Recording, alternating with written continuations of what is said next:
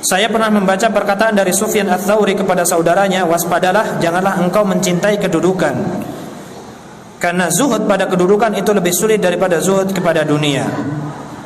Apa yang dimaksud dengan zuhud kepada kedudukan? Jazakallah khairah. Jelas, zuhud kepada kedudukan gak kepengen kekuasaan, tidak hubbut tarafuh atau hubbus syuhrah, cinta terkenal, cinta kedudukan. Maka yang dimaksudkan dengan zuhud adalah zuhud dunia, kita meninggalkan dunia. Kita nggak suka dengan dunia, ya tetap megang dunia, tapi tidak menjadikan dunia itu sebagai isi hatinya, hanya di dalam tangannya saja genggamannya.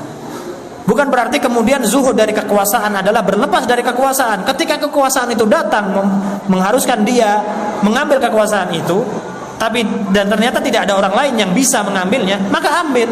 Seperti Abu Bakar dan Umar mengambil khilafah, tapi tidak cinta, ngecer, pengen, haus.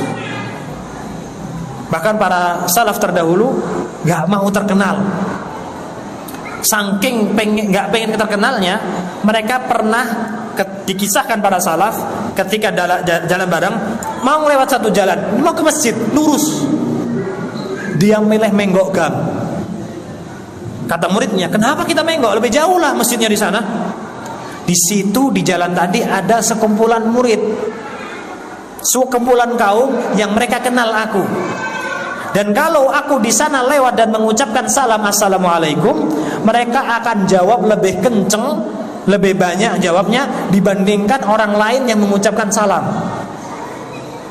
Mereka melebihkan aku daripada yang lain karena aku lebih terkenal. Dia nggak mau lewat jalan yang lain. Saking apanya? Saking nggak mau terkenal.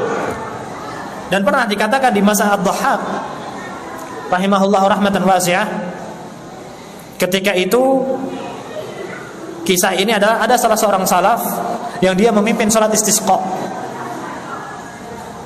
Setelah sholat istisqa nggak turun hujan, karena kebiasaan orang-orang terdahulu adalah setelah istisqa langsung hujan.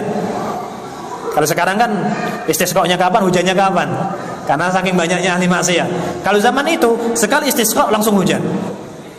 Tapi ketika itu habis istisqa kok nggak turun hujan. Akhirnya dia ingat salah satu jamaahnya ada yang terkenal dengan doanya mustajab. Dipanggillah fulan itu. Mana fulan bin fulan? Gak mau jawab. Mana fulan bin fulan? Gak jawab. Sampai akhirnya imam salaf tadi mengatakan, ana tidak akan membubarkan pengajian ini sampai fulan tadi datang. Akhirnya fulan tadi berdiri. Saya ya imam, mintalah doa kepada Allah untuk menurunkan hujan. Berwasilah dengan orang soleh. Dalam sunnah boleh. Akhirnya orang tadi, orangnya nggak terkenal, dia akhirnya berdoa, ya Allah, orang-orang orang-orang berwasilah kepadaku dengan doaku, maka turunkanlah hujan. Jamaah tadi belum bubar, hujan turun. Terkenallah orang ini dengan doanya yang mustajab. Semua orang mengagungkannya. Sampai akhirnya dia berdoa kepada Allah, ya Allah, sang imam ini membuat aku terkenal. Gara-gara dia aku terkenal, maka istirahatkanlah darinya. Istirahatkan aku darinya. Gak sampai datang hari Jumat dia wafat. Saking menghindarinya terkenal, kekuasaan, kedudukan. Maka ini termasuk diantara para salaf dulu sangat membenci kedudukan dan terkenal, karena ini juga sangat berbahaya. Orang pengen ngejar dunia, paling usia 60 sudah berhenti. Dia pengen kerja, tapi boyoknya sudah tidak mendukung, kerjanya berkurang. Tapi keinginan untuk kekuasaan tidak akan ada habisnya. Laki-laki pengen ta'addud, pengen poligami, umur berapa? 40, 50. Umur 60 udah gak berani minta poligami, udah gak kuat.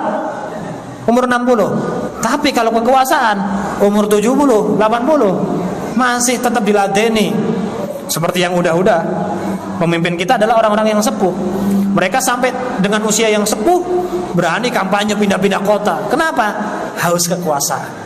Itulah kenapa kata di sini dikatakan, kata Sufyan Ats-Tsauri, susah orang zuhud dari kekuasaan.